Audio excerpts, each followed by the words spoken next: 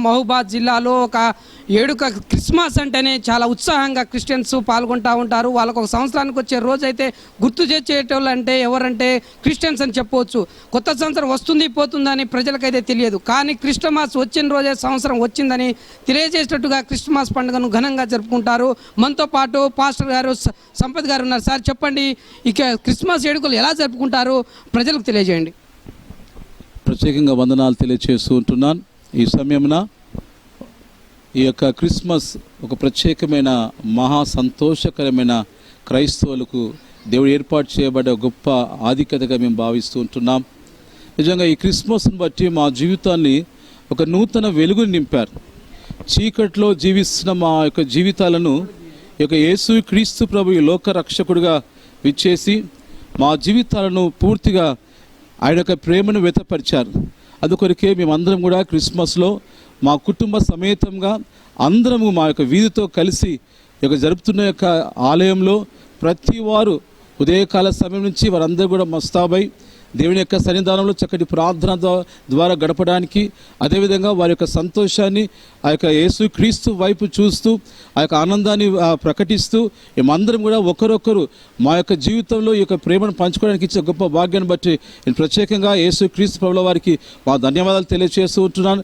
అదేవిధంగా ఈ క్రిస్మస్ ద్వారా మరొక సందేశం ఏంటంటే, ఎవరైతే ఈ లోకంలో ఇంకా వారి యొక్క జీవితంలో లోకానుసారంగా తిరుగుతుంటున్నారో, చెడు స్వభావాలతో ఉంటున్నారో, అదేవిధంగా వారి యొక్క జీవితంలో వారు వ్యతిరేకంగా జీవిస్తున్నారో, ఈ యొక్క క్రిస్మస్ యొక్క సందేశం ఏంటంటే వారి యొక్క మార్పు కొరకు, వారి యొక్క పూర్తి మార్పు కొరకు మేము ప్రత్యేకంగా ప్రార్థిస్తూ ఉంటున్నాం. ఎందుకంటే వారి జీవితంలో వారు ఏ విధంగా అయితే జీవించాలనేది ఆ యొక్క జీవితాన్ని మార్చుటకు మా యొక్క వ్యక్తిగత మా యొక్క సమయం వారితో గడిపి ఆ విధంగా మేము ప్రేమిస్తే కనుక అనేకులు అలాంటి వారు వచ్చి ఈ క్రిస్మస్ మాతో పాల్గొనడానికి ఇచ్చిన ఆ సమయాన్ని బట్టి వారి మార్పును బట్టి మరొకసారి సంతోషిస్తున్నాను. కనుక ఈ క్రిస్మస్ మహా ఆనందకరమైన క్రిస్మస్ అని మరొకసారి తెలియజేస్తున్నాను. ఇప్పుడు మొత్తానికి క్రిస్మస్ పండుగ అంటేనే ఒక్కసారి క్రిస్టియన్స్ చాలా ఇష్టపడుతున్నారు. ఇప్పుడు క్రిస్మస్ చేసుకునే ముందు పెళ్లి కాని వాళ్ళు ఉంటారు, సంతానం లేని వాళ్ళు ఉంటారు. వాళ్ళకు ఎటువంటి మీరు సలహా సూచనలు ఇస్తారు? దేవుడు ఎలా? ఈ సమయంలో మీరు వేసిన ప్రశ్న చాలా సంతోషం.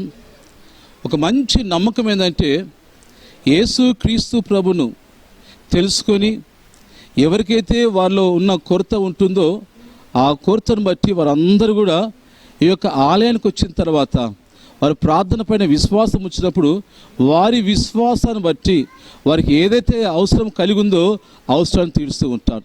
చాలామంది కూడా ఆ విధంగా వారి విశ్వాసాన్ని బట్టి దేవుడు అనేకమైన మేలు చేసిన వారు కూడా చాలామంది ఉంటున్నారు. కనుక దీన్ని బట్టి నేను తెలియచేయడం ఏంటంటే, నమ్ముకున్న ప్రతి వారు, విశ్వసిస్తున్న ప్రతి వారికి తప్పకుండా వారి గృహంలో మేలు జరుగుతూ ఉంటుంది.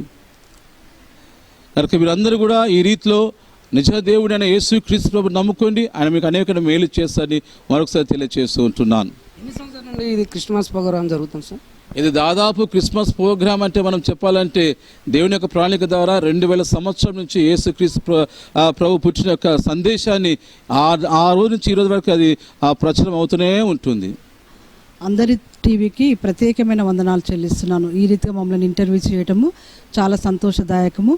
మరి అనేక మంది క్రిస్మస్ పర్వదినాన మరి మందిరాలలో ఎంతో సంతోషంతో ఆనందంతో క్రిస్మస్ వేడుకలను జరుపుకుంటుంటారు. మరి ఎక్కువగా మరి క్రిస్మస్ వేడుకలలో కుటుంబ సమేతంగా పాల్గొని చిన్నలేమి పెద్దలేమి ప్రతి ఒక్కరు కూడా ఈ యొక్క క్రిస్మస్ వేడుకల్లో పాల్గొని దేవుని నామాన్ని ఎంతగానో మహిమపరుస్తూ సంతోషంతో ఆర్భాటంతో అనేక రీతిలుగా మరి నూతన వస్త్రాలే కానీ మరి ఇంటి అలంకరణ కానీ అనేక విషయాలను వారు సంతోషంతో జరుపుకొంచు మరి యేసుక్రీస్తు యొక్క జన్మదినంను మరి ఆర్భాటంతో సంతోషంతో ఉత్సాహంతో మరి అనేకులు జరుపుకుంటుంటారు.